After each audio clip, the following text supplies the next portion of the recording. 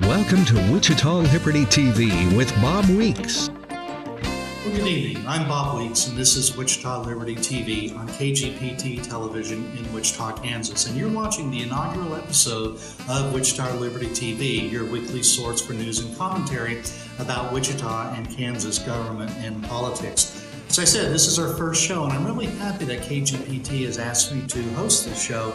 I hope you'll find it informative and educational. Once in a while, I'll try to slip in a joke or two to give you something to chuckle about as well.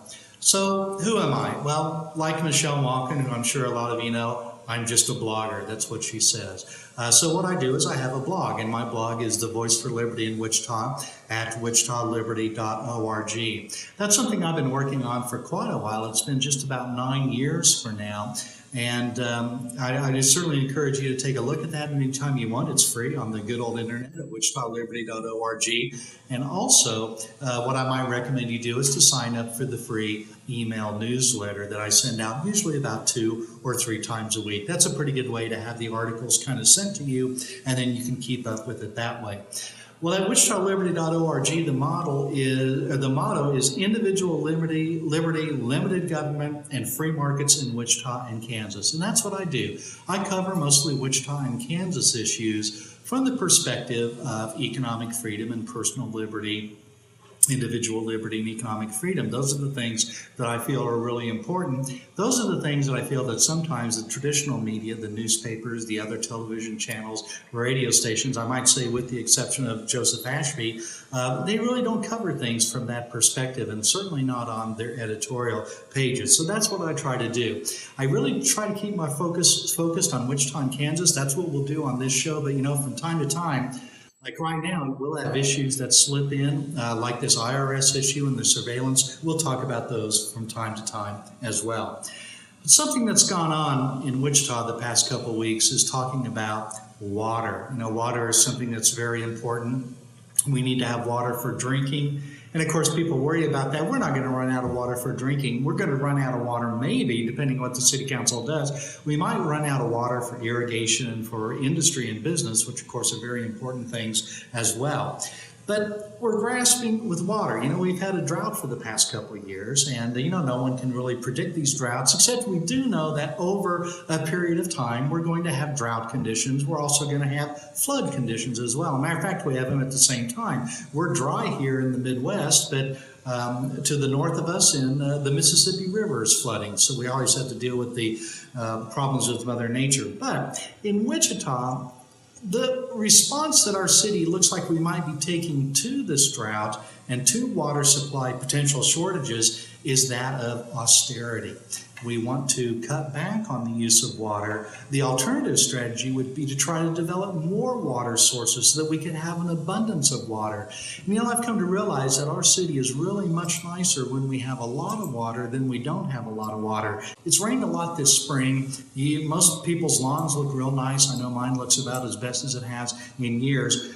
We want to have a lot of water rather than not a lot of water, because what do we want to do when we want to save water? Well, here's what the Wichita City Council has done. They decided to spend $1 million to influence people to buy low water usage appliances, primarily toilets, clothes washing machines, dishwashing machines, and also sensors for lawn irrigation systems so that they won't water when it's raining and when it's really not needed to do. So there's what our city council is doing. They want to save water, and so they're going to take our tax money. Though it's not really tax money, it's money that we've paid for the water that we've used, but since it's owned by the city, it's really a distinction without a difference. It is, in fact, a tax. They're taking tax money and they're going to pay people $100 to buy a low-flush toilet or a low-flush dishwasher or something like that. Up to $1 million worth of these $100 rebates. That means up to 10,000 appliances could be purchased, toilets, dishwashers, washing machines, under this. But is this really going to work, and at what cost? Well, I did some research. Energy Star, that's a program of the Environmental Protection Agency, they've done some calculations to try to influence people to get low water usage appliances. For a clothes washing machine, I've got the figures here. They say that a new washer will save 2,400 gallons of water per year, based on the average family washing 300 loads of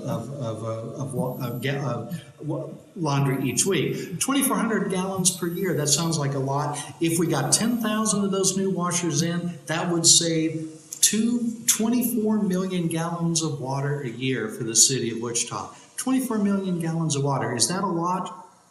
No, it's not.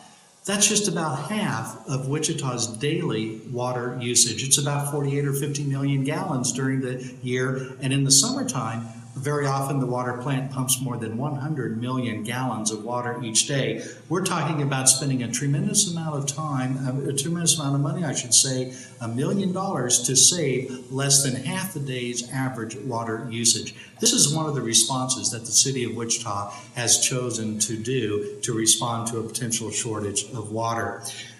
There's other things that they've done too. We're going to take a short break for a commercial. When I come back, we're going to talk about how, besides spending $100 million of other people's money on low flush toilets and things like that, we're going to talk about how the city of Wichita is taxing us right back into a prior level of civilization. This is Wichita Liberty TV. We'll be back in just a moment.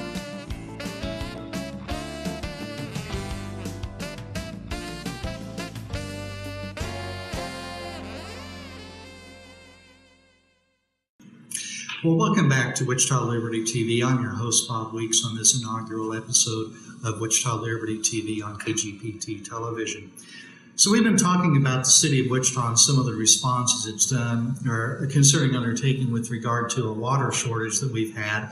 And, you know, the problem is that the city really wants to go down the austerity road rather than the abundance road, which really makes life better for us. So what's the city done? Well, we talked about the rebates in the first segment, but also the city has been spending a lot of money on an ambitious aquifer recharge program where we take in flood water on the Little Arkansas River before it reaches Wichita. They treat it to a certain level and then inject it into the underground aquifer known as the Equus beds to be drawn out at some later time.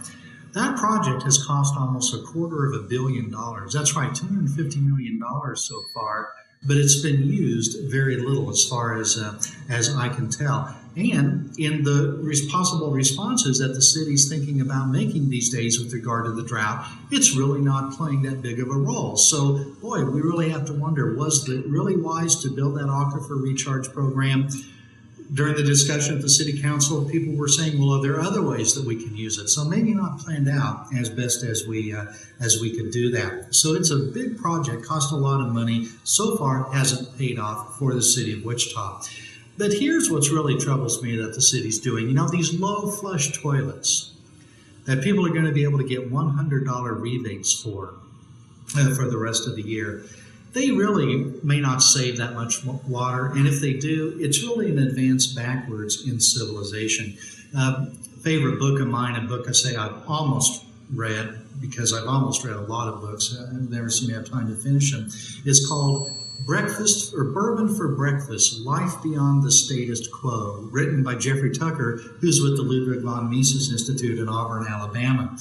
And one of the titles of a chapter in the book is The Tyranny of 1.6 Gallons, which talks about the amount of water that, believe it or not, by federal law, toilets are allowed to use during a flush. You know, it used to be 3.5 to 5 gallons, and if you have a toilet that's probably more than about 20 years old, it's got the tank that's about this big that holds 3.5 to 5 gallons. Nowadays, only 1.6 gallons of water are allowed in a toilet. So what happens? Well, very oftentimes people have to flush 2, 3, 4 times in order to get all of the business taken care of that a toilet is supposed to do. And the other thing that we have going on, and this is what Jeffrey Tucker really talks about back there, is he says, let us remember way back when toilets did not need plungers next to them, and thank goodness. Used plungers are nasty, disease-carrying, and filthy. It doesn't matter how cute the manufacturer tries to make them or in how many colors you can buy them. In the old days, you would never have one exposed for guests. It's always out in the garage, and that's where they used to be. Except nowadays, with the low flush toilets, you've got to have that thing in the bathroom right beside your toilet. That's what our United States Congress has done for us in the name of saving water. And again, it may not save that much water at all if you have to flush your toilet several times in order to get the business done. And you know, Jeff Tucker is so smart. He talks about the old designs. There was wisdom in them. Did they make them flush using 3.5 or 5 gallons just to waste water? Well, of course not, because it costs more to build a toilet with a 5-gallon tank rather than a 1.5-gallon tank, because it takes more iron or steel or whatever they're made out of. They made those toilets that size because, you know, over time, that was what was found was necessary to get a good, clean flush, and that's what people wanted. That's why we have the toilets of that size. But no, Congress gets involved, and we have to suffer with these low flush toilets that don't really work.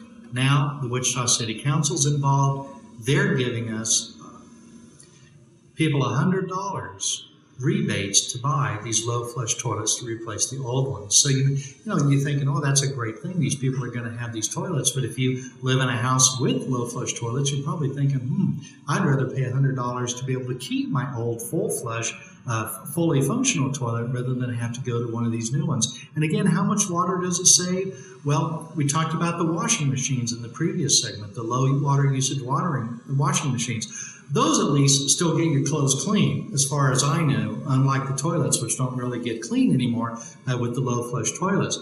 So, but still, we found out that if you do the arithmetic, that very little water compared to our usage will actually be saved. And for this, we have to put up with dirty toilets. We have to put up with dirty toilet plungers. Our life is going backwards. Tucker concludes this chapter by saying this: here's the truth that environmentalists do not face. Sometimes conserving is not a good idea. There are some life activities that cry out for the expenditure of resources, even in the most generous possible way. I would count waste disposal as one of these. He continues, it is also possible that some people just like to get their kicks out of spreading misery and making it impossible for us to enjoy a clean and prosperous life. Like Puritans of old, they see virtue in suffering and would like to see even more of it. It sounds perverse, but such an ethos does exist, and clearly government doesn't care in the slightest. Friends, you need to remember that this is what our city council, led by Wichita Mayor Carl Brewer and some of his allies like Janet Miller and Levada Williams, and even the conservatives on that. The mayor made a motion that contained several parts, one of which was to fund the rebate program to spread around the misery of these low flush toilets. Not any single council member did this. They could have said, Mayor, I make a substitute motion. I think these are good ideas, except for that rebate program. No council member made that motion. As a result, you're going to be spending your tax money to give other people $100 to buy something they've been persuaded to by an overbearing nanny government that we don't really need, that doesn't do any good. This is the government we live under. We'll be back in a moment.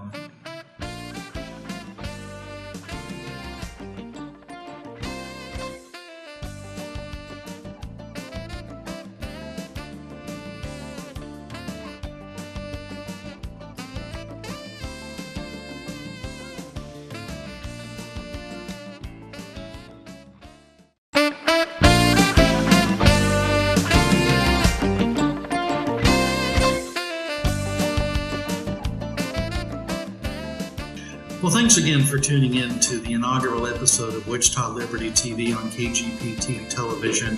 WichitaChannels.com is the station's website. My website, The Voice for Liberty in Wichita, is at wichitaliberty.org. So we've been talking about Wichita's water and some of the responses that the City Council has decided to take to a perceived water problem, and really how it's going to make our life, I think, less enjoyable and less abundant than it could otherwise be, preferring a path of austerity rather than one of abundance. But this is really just getting started. You know, there's an organization, a regional organization called REAP, Regional Economic, I can't remember what it means. It doesn't really matter. REAP is a partnership of cities and counties that is going to provide some planning for us, whether we want it or not. And that's really part of the problems, because the REAP area is the 5-county area surrounding Sedgwick County. But last year, 2 counties, Sumner County and Butler County, decided that they didn't want to be involved in this planning process. Sedgwick County almost decided not to. Of our 5-member county commission here in Sedgwick County, both Commissioner Richard Ranzon, Carl Peter John voted against participating in this planning consortium, but the other 3 commissioners voted for it. So Wichita and Sedgwick County, I should say, is involved in that.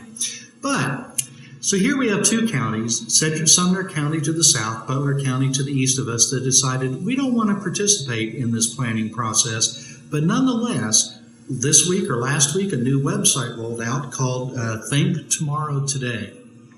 Who could be against something like that?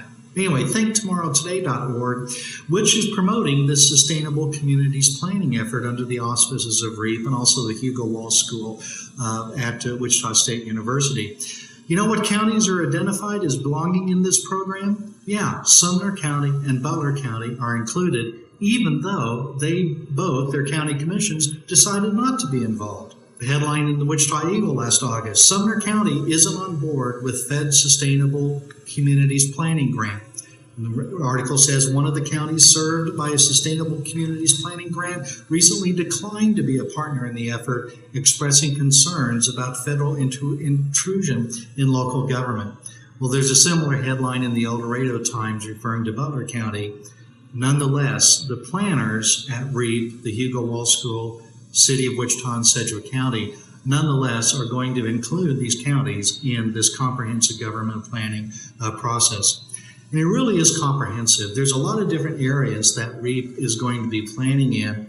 And I really worry about this a lot. You know, a couple of years ago, actually 3 years ago, I think it was, we invited Randall O'Toole, who's a senior fellow at the Cato Institute, and the author of a book titled The Best Laid Plans, How Government Planning Harms Your Quality of Life, Your Pocketbook, and Your Future.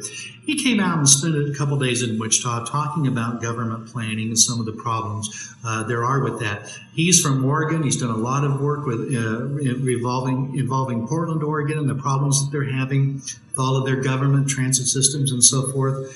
He says, somewhere in the United States today, government officials are writing a plan that will profoundly affect other people's lives, incomes, and property. Though it may be written with the best intentions, the plan will go horribly wrong. The costs will be higher than anticipated, the benefits will prove far smaller, and various unintended consequences will turn out to be worse than even the plan's critics predicted. And boy, as a critic of government planning, which I am, I usually predict a disaster, and I'm even surprised sometimes about how much worse things actually go after that. You know, one of the problems we have with the government planning process is that special interest groups see a government plan as something that can be captured and turned into their own advantage. We will see this happening in South Central Kansas. We've seen it happening with the downtown planning process in Wichita, where construction companies, by funneling campaign contributions to the mayor and almost all city council members, they're able to get the council to vote no-bid contracts to them that turned out to be vastly overpriced. That's an example of how these government planning processes very often get co-opted by special interest groups, a predatory construction company, for their own gain instead of that of the public. And you know what? The Supreme Court of the United States goes along with this.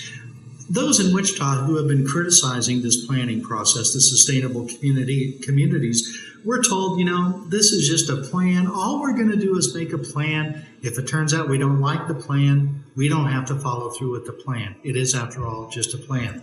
But I think some of you are aware of a United States Supreme Court decision in 2005, Kelo versus New London, where the city of New London, Connecticut, took via eminent domain people's houses in order to turn them over to another party for economic development, not to build a road or a bridge, but to build something. And matter of fact, whatever it was never built. But when this went to the Supreme Court, Justice Stevens said there's a plan. The city has carefully formulated an economic development plan that it believes will provide appreciable benefits to the community. He gave a lot of importance and deference to the plan. And he also continued on with some other ways, talking about the comprehensive character of the plan, the thorough deliberation that preceded its adoption. These were all things that Stevens was able to use to say, yeah, we should allow government to take one person's property with compensation, but still nonetheless a taking, because there is a plan. You know, that pretty much covers it all. This plan that Sedgwick County is getting ready to embark on in other counties, it's going to promote economic prosperity, they say. It's going to defend Earth against climate change. It's going to promote public health. And when you're in charge of doing things like that, there is really no limit to the laws you might consider. And once we've created this plan, anybody who dares to criticize and say, well, wait a minute, we don't really want that plan, they're going to say, well, wait a minute, we've got to protect against climate change. We've got to promote prosperity. Matter of fact, the prosperity plan is now, that's the name of this new plan. And I think I'll close with a friend of ours, Walter Williams, a friend of mine, I hope. I had the privilege of meeting privately with him a couple years ago when he came and lectured to us in Wichita. That's the economist Walter E. Williams, and he's thought about issues like this for a long time. And his quotation that I'd like for you to remember until we meet again next week is this: after all, only the imagination limits the kinds of laws and restrictions that can be written in the name of saving the planet. So that wraps up the first inaugural episode of Wichita Liberty TV on KGPT television. Visit our website, wichitachannels.com, and my website, The Voice for Liberty in Wichita, at wichitaliberty.org. Hope you enjoyed our first show. We hope to see you next week. Thank you.